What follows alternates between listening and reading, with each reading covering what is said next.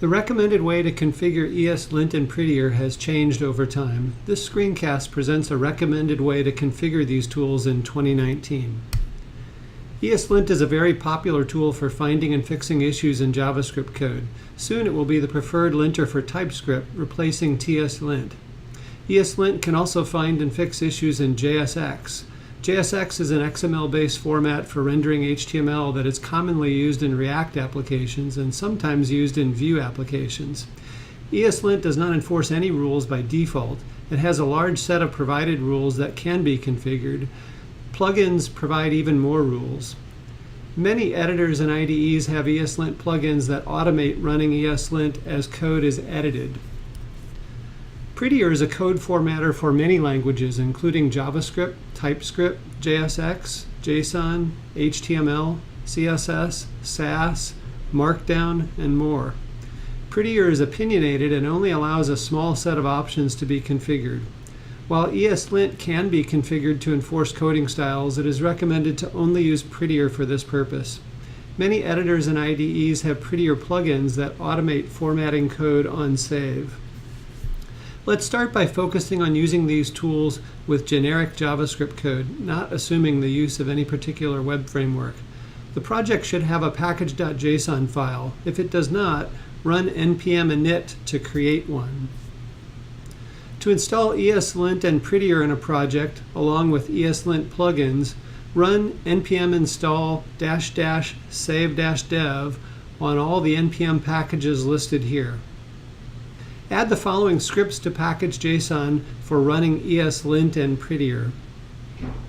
ESLint is typically configured in a file named .eslintrc.json. Here is my recommended content for this file. On each line, you see a box to the right that gives some detail on what that configuration is providing. In the env section, we are mostly adding knowledge about global variables that should be available. Notice that ES6 is the highest level you can request. There is not currently an env for ES7 or 8. For parser options, the highest you can ask for ECMAScript is version 9, which is the same as ES 2018. Setting source type to module allows you to use ES6 imports and exports. In the extends section, we're listing plugins that we're using, specifically rules that we want to borrow from those. ESLint has its own set of recommended rules, and if you look at the URL in that box at the top, it will tell you which of the rules you're getting by asking for the recommended set. Likewise, there is an import plugin that checks on your usage of import and export statements in ES6. One of the things that will do is find out if you're trying to import a file that isn't actually available. Then there are recommended rules for Prettier, and this isn't adding rules, it is turning off ESLint rules that would conflict with the use of Prettier. Next, we need to list the plugins to be used. HTML and Prettier are good ones to request there. The Prettier plugin is going to run Prettier as an ESLint rule, so that you don't need any code formatting rules specifically from ESLint.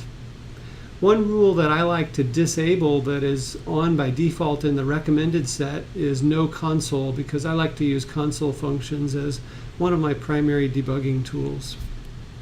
For Prettier configuration, I try to stick with the default options as much as I can tolerate. There are only two that I set. The first is to set single quote to true. There have been long discussions in the Prettier issue list about why this is not the default.